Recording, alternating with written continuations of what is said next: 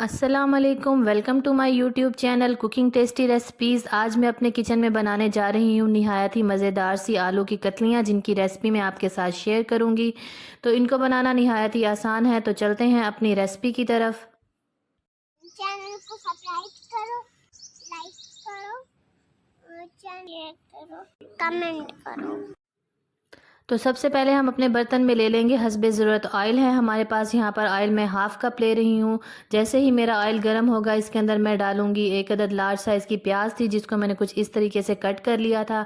प्याज को थोड़ा सा मैं ऑयल के अंदर मिक्स कर लूँगी और इसका कलर बहुत ज़्यादा चेंज हम नहीं करेंगे। थोड़ा सा मिक्स कर लेने के बाद इसके अंदर मैं ऐड करूँगी ज़ीरा है मेरे पास, साबित ज़ीरा, सफ़ेद ज़ीरा। आप इसको इसमें ऐड करें और इसकी बहुत ही अच्छी खुशबू आती है।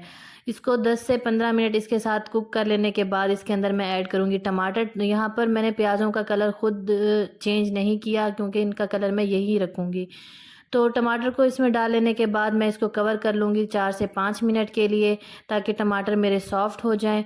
तो जैसे ही मेरे टमाटर हल्के से सॉफ़्ट होंगे, तो मैं इसके अंदर डालूँगी मसाला जात। अगर आपके टमाटर सॉफ़्ट ना हो रहे हों, तो आप इसमें थोड़ा-सा पानी भी ऐड कर सकती हैं, ताकि ये अच्छे से सॉफ़्ट हो जाएँ। हल्दी यहाँ पर लूँगी मैं हाफ़ टी स्पून, और इसके साथ ही इसके अंदर मैं ऐड करूँगी सूखा धनिया पाउडर है 1 टेबलस्पून, और इसके बाद इसके अंदर मैं ऐड करूँगी नमक यहाँ पर हाफ़ टी स्पून है। आप हस्बे ज़रूरत कम या ज़्यादा कर सकती हैं।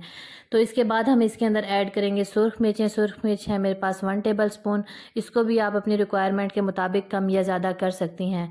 तो इन सब चीज़ों को मैं अच्छे से मिक्स कर लूँगी और इनको मैं 4 से 5 मिनट के लिए मज़ीद भून लूँगी, ताकि मेरा तमाम मसाला जो है ये प्याज और टमाटरों के साथ मिक्स हो जाए। तो इसको अच्छे से पका लेने के बाद इसके अंदर मैं ऐड करूँगी आलू यहाँ पर मेरे पास थे हाफ़ केजी, जिनकी कटिंग मैंने कुछ इस तरीके से कर ली थी। और अब इस मिक्सचर को मैं आलूओं के साथ मिक्स कर लूँगी और इसके बाद इसको मैं थोड़ा सा पानी डालकर कवर कर दूँगी। तो अगर आपको मेरा ये बनाने का तरीका अच्छा लगा हो, तो मेरी रेसिपी को ज़रूर ट्राई करें और मुझे कमेंट्स में बताएं कि आपको मेरा तरीका कैसा लगा। तो ये देखें, यहाँ पर मैंने इसको 2 से 3 मिनट मिक्स कर लेने के बाद इसके अंदर हाफ़ ग्लास के करीब पानी ऐड किया है, और अब मैं इसको मीडियम टू लो फ्लेम पर कवर करके 10 से 15 मिनट के लिए ठहरा दूँगी, जब तक कि मेरे आलू अच्छे से गल नहीं जाते। तो ये देखें, यहाँ पर तकरीबन हो गए हैं इसको 15 मिनट, और मेरा सालन बनकर अच्छे से रेडी हो गया है। अब लास्ट में मैं इसके ऊपर डालूँगी सब्ज़ मिर्चें हैं मेरे पास, और इसके साथ ही मेरे पास है थोड़ा सा सब्ज़ धनिया। तो इन सब चीज़ों को डाल लेने के बाद इसके ऊपर मैं ऐड करूँगी गरम मसाला पाउडर। तो ये देखें, यहाँ पर मेरा मज़ेदार सा सालन बनकर रेडी है।